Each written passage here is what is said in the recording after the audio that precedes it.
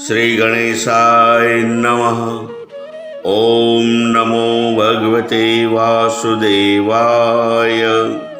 कुरुक्षेत्र के मैदान में भगवान श्री कृष्ण द्वारा कही गई एवं महर्षि वेदव्यास द्वारा महाभारत में गुंथित श्रीमद् भगवद गीता माता का ध्यान करते हुए आज हम दीपक न्यूट्रिशन चैनल के माध्यम से श्रीमद् भगवद गीता अध्याय 1 अर्जुन विषाद योग के सारांश का हिंदी में रसपान करेंगे।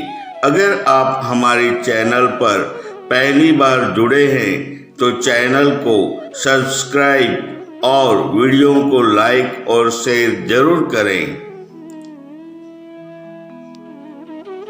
महाभारत में श्री कृष्ण द्वारा कही गई भागवत गीता केवल एक प्राचीन ग्रंथ मात्र नहीं है, ये भगवान कृष्ण द्वारा दिए गए 574 श्लोकों का संग्रह मात्र नहीं है, वरन ये तो एक जीवन पद्धति है। यह सिर्फ भारत या उसके नागरिकों तक सीमित नहीं है, अपितु ये समूचे मानव मात्र के कल्याण का यंत्र है। ये सारे विश्व की धरोहर है।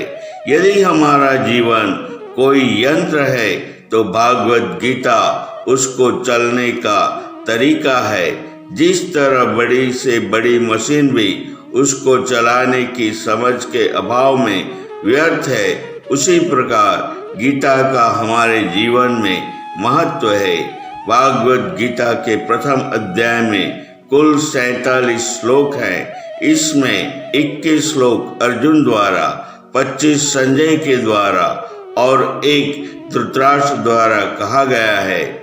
इस अध्याय को अर्जुन विषाद योग इसलिए कहा जाता है क्योंकि इस अध्याय में अर्जुन किस प्रकार अपने सगे संबंधियों को देखकर विचलित हो जाते हैं और कैसे शस्त्रों का त्याग कर देते हैं। युद्ध के आरंभ से पूर्व महर्षि वेदव्यास जी ने धृतराष्ट्र के अति गुणी विद्वान और स्वामी भक्त सारथी संजय को दिव्य दृष्टि प्रदान की, जिसके माध्यम से उन्होंने युद्ध के अंत तक का सारा हाल धृतराष्ट्र को सुनाया। धृतराष्ट्र ने संजय से पूछा, धर्म क्षेत्र कुरुक्षेत्र में एकत्रित कौरव और पांडवों ने क्या किया? संजय ने तब आंखों देखा हाल बताना प्रारंभ किया। युवराज दुर्योधन ने दोनों ओर की सेनाओं को देखते हुए आचार्य द्रोण के पास जाकर कहा, आपके बुद्धिमान शिष्य द्रौपद पुत्र धृष्टद्युम्न द्वारा की गई व्यूहरचना में खड़ी की गई पांडु पुत्रों की विशाल सेना को देखिए।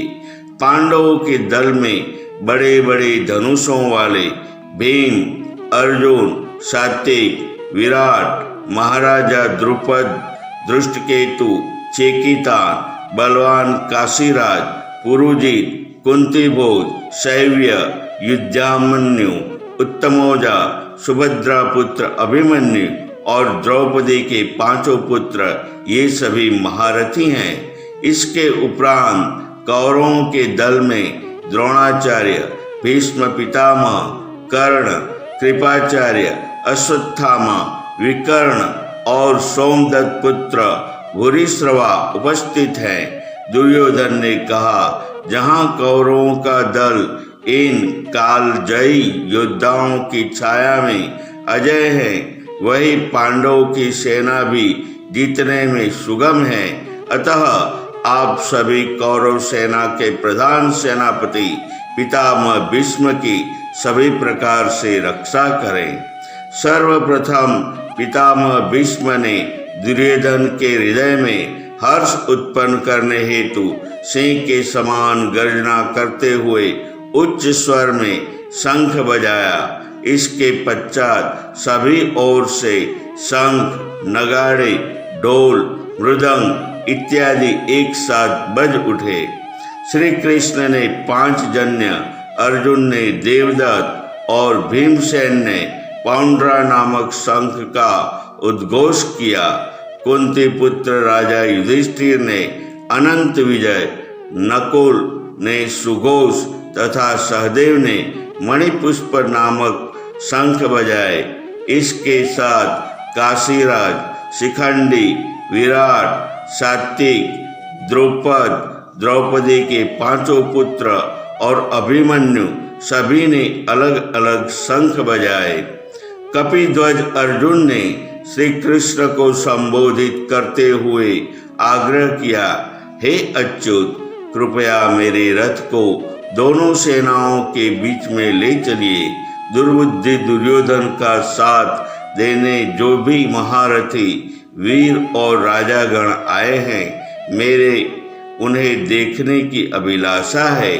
अर्जुन का आग्रह सुन श्री कृष्ण ने रथ को दोनों सेनाओं के मध्य में लाकर खड़ा कर दिया। इसके बाद पृथापुत्र अर्जुन ने भीष्म और द्रोणाचार्य को देखा। उन महानुभावों के अतिरिक्त दोनों ही सेनाओं में स्थित ताऊ, चाचा, दादा, परदादा, गुरु, मामा, भाई, पुत्र, पौत्र, मित्र, ससुर और अपने शुभ चिंतकों को देखा। दोनों और अपने बंधु बांधवों, सगे संबंधियों को देखकर अर्जुन ने करुणा से युक्त और शोक संतप्त होकर भगवान श्री कृष्ण से ये कहा। अर्जुन ने कहा, इस स्वजन समुदाय को देखकर मेरे अंग शिथिल हुए जा रहे हैं, मुंह सूख रहा है, मेरे शरीर में कंप एवं रोमांच हो रहा है, हाथ से गांडीव गिर रहा है, त्वचा जल रही है और मन भ्रमित हो रहा है। इसलिए मैं ठीक से खड़ा रहने में भी असमर्थ हूँ। हे केशव, मुझे इस युद्ध में स्वजनों को मारकर भी कल्याण नहीं दिखता। मैं ऐसे विजय, सुखों और राज्य का अभिलाषी नहीं हूँ। ऐसे सुखों का क्या लाभ जिनका उपभोग करने के लिए स्वजन ही न बचे। हे मधुसूदन, मैं तो इन्हें तीनों लोकों के राज्य के लिए भी मारना उचित नहीं समझता। फिर ये तो केवल पृथ्वी के लिए संग्राम है। हे जनार्दन, क्या मैं अपने ही ज्येष्ठ पिताश्री के पुत्रों की हत्या कर सकूंगा? क्या मुझे इससे पाप नहीं लगेगा? आपने ही कुटुंबियों को मारकर हम स्वयं कैसे सुखी होंगे? यद्यपि ये पथ भ्रमित है, फिर भी और अपना इच्छा बुरा नहीं सोच रहे।